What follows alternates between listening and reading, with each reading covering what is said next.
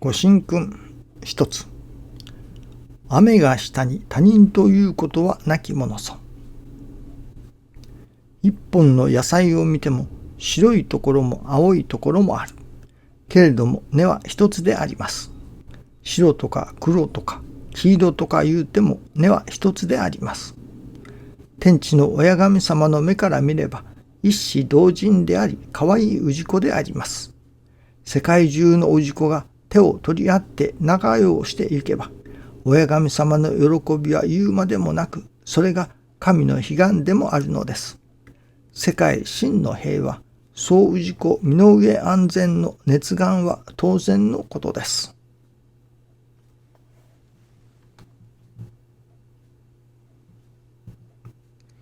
面白いですね。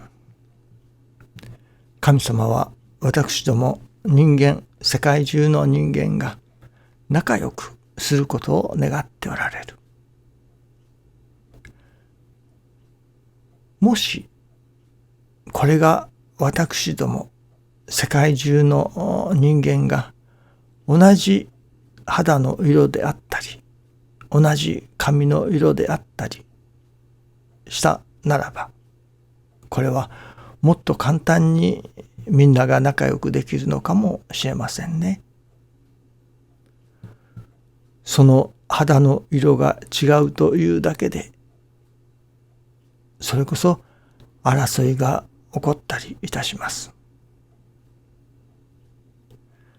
人を蔑んだりというのでしょうか。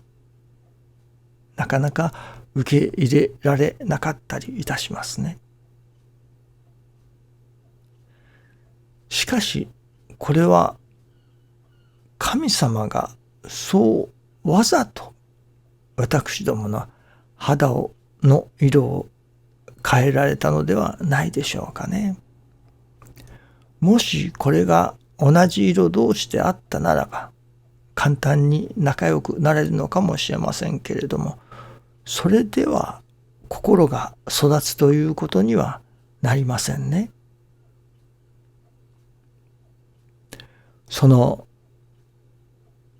異質なもの、受け入れがたいものがある。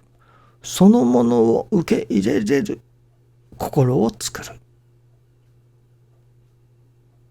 いわば異質なものである、それがある、その存在のおかげで私どもの心を育てることができる。より大きな心になる。そういう精進努力ができるわけですね。もしこれが同じような人たちばっかりの集まりであったならば、世界真の平和も楽に達成できることであろうにと思いますけれども、実際は様々ないろいろな異なった人たちが住んでいるわけですから、その異なった人たちを受け入れていく。そこに私どもの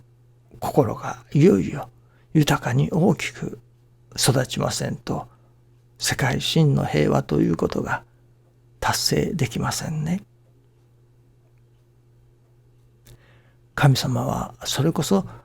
わざとのように異質なもの同士をそこに集めておられるのではないでしょうかね。いや、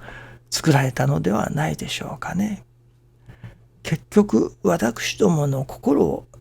いよいよ育てることのために肌の色を変えることもなさったのかもしれませんね。肌の色が違うのも結局私どもの心を育てるための神様のお働きであると見ることができたならば、もう少し違った私どもの心の持ちようがあるように思いますね。今朝はその神の働きを神の働きとして認識する。それが誠の信心の第一歩だというようなことを新中記念の時に感じさせていただきました。お夢ならお夢をいただきます。それを信心する前は単なる夢としていただいていた。それがお道にご縁をいただき、信心の稽古をさせていただくと、その夢とても神様のお働きである。神様が私にくださったメッセージがそこに含まれているとして、神様のお働きとしていただけれるようになるわけですね。また私どもの身の上に起きてくるさまざまな出来事、あの人は嫌な人だな、嫌いな人だな、意地悪な人だなと、そういう人でも、いや神様がそういう人をわざわざ私のところに差し向けてでも私の心を育てようとしておられるのだ。その意地の悪い人も神様のお働きであったということがわかるようになりますね。その一つ一つの出来事が、私どもの身の回りに起こっている一つ一つの出来事が、それこそ神様のお働きだと見れるようになる。実感として感じれるようになる。そういう神様のお働きを神様のお働きとして見れる。目を養う。そういういただけれる心を養う。育てることが大切だと思いますね。と、そういうようなことを思いながらご結会につかせていただきましたら、まさに今日の日めくりカレンダーがそうでしたね。うかんむりに草冠、そして見る。師匠が教えてくださる天地自然の働きを神の働きと見る。そこに寛大の心がいただけれるという見教えですね。私どもが神様のお働きを神様のお働きとして認識できていないから、やはり心の上に悩みも起こってくるのでしょうね。そのこともこのことも、私の心を育ててくださろうとする神様のお働きだ。それこそ一切が神様のお働きなのだということがわかる、実感としていただけれるようになったならば、それはありがたい世界に住むことができるようになるでしょうね。どうでもまずは神様のお働きを、なるほどこれは神の働きだ、天地金の神様のお働きだと見れる目を養い、そういただけれる心を育てていく、そういう